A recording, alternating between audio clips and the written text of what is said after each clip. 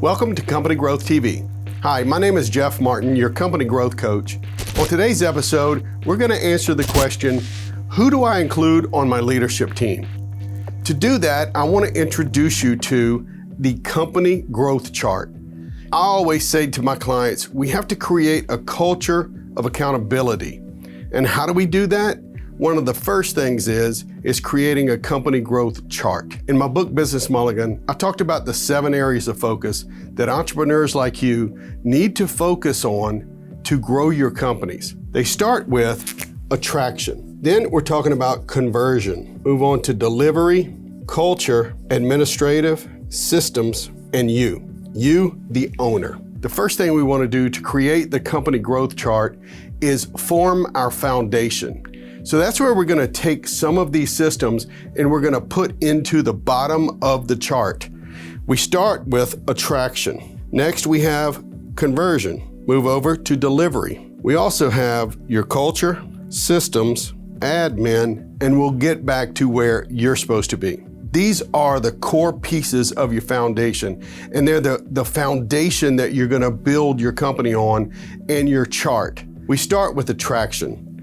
Attraction is basically lead generation. If we can't generate leads and bring them into our company, then we're out of business. I always talk about conversion too. We have to find a way to convert those leads into paying customers. And then we deliver on our goods.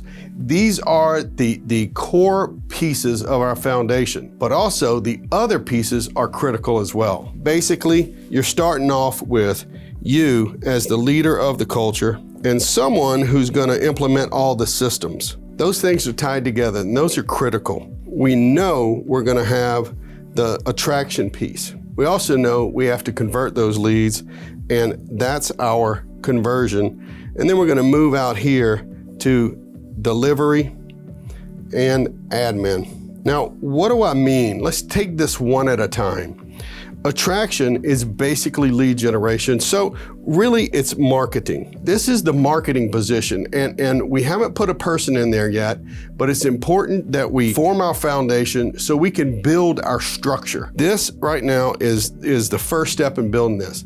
So we look at this one piece, this role as the attraction piece, and we ask how many people do they need to grow and build their deal. Let's just say they just need one person, sort of like a marketing assistant. The next is conversion. It's basically sales.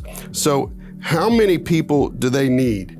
You might end up having an inside salesperson and an outside salesperson. We're starting to expand. Then delivery. When it's all said and done, that's your operations. You may be a production facility or you may be a service company, and that's where you're going to start to break this out. So you have to ask yourself, how are we going to divide the operations piece up? And so you may end up going from one position to 2, where you have production and production support. And then admin may also break into other deals, but it's probably going to go out here where you may have HR, you might have finance, which breaks out into bookkeeping, accounts payable, accounts receivable.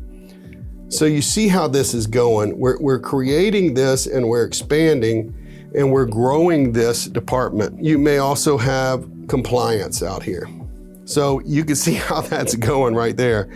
The bulk of your business is really going to be, if you're a production company, going to be in your production line. And that's going to go out just like this is.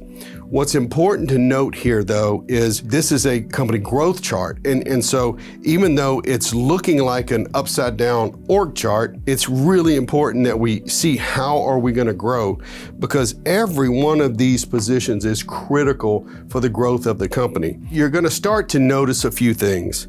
Basically, you have levels of leadership. You have your leadership level, you have a management level, and you have a team member level. If you were to take this and turn it upside down, it would look a lot like an organizational chart, and that's by design. So we started with form your foundation. The next thing we started is to build your structure. And you can see that as we began to go up and grow. What is it going to take to grow the company? What positions do I need? How many people do I need in the company? The next thing is we really have to talk about accountabilities. One of the things I hear all the time is how do I hold my people accountable? Creating this company growth chart is one of the best ways to get started. What I think we should do is we should really list out what are your roles and responsibilities in every one of these situations. The answer to how do I hold people accountable falls in the accountabilities. Each one of these positions has 5 critical accountabilities that each person is responsible for. So I'll just do one instead of doing all of them, but every single position really needs to list out all of the accountabilities. The first is the function. We have to name what this person's function is. So the main function of this is outreach. And let's just say outbound marketing. That's what this person is in charge of doing. And then we need to list 4 accountabilities. One would be LinkedIn outreach. And we go in and we list 4. So 1 function and 4 accountabilities for every single position on the chart. Now that we know the accountabilities, we want to do one last step. We want to put the person in the right position. So that's when you add your people. Each one of these positions needs to have one person in because that is who's accountable for the culture, the systems, the conversion, the attraction. And so now it's time to put somebody in there. You may actually be here. You may be in this position. Somebody named Mike might be here. Dustin might be here. Amy is over here. And you place the people in the right position. Now, it's okay. You're gonna see where you might be in multiple positions. That's okay. It's not ideal, but it's a great starting point, and it really helps us realize what kind of goals we have to set. You can do a lot of things, but you're never gonna gain expertise unless you focus on the things that you do best and the company needs you for. Now that I've shown you how to build your company growth chart, step 1, form the foundation. Step 2, build the structure. Step 3, list the accountabilities. And step 4, place the person who needs to be in the position into their proper position. So we come to the part where I answer the question, who should be on my leadership team? And I think it's the people who are in the foundation. You ought to have Mike and Dustin and yourself on there, the person who is in charge of production support, person in charge of production, as well as Amy, who is in charge of the administrative. Now, again, I want to be crystal clear. This is basically your operations. So you may have multiple divisions of your company. I often use the example of an engineering firm where you may have an electrical engineering head, a head of mechanical engineering, a head of civil engineering. That's the same with every single company. If you think of like General Electric, they may have 17 different divisions because they're just so large. So your leadership team is comprised of everybody at the foundational level.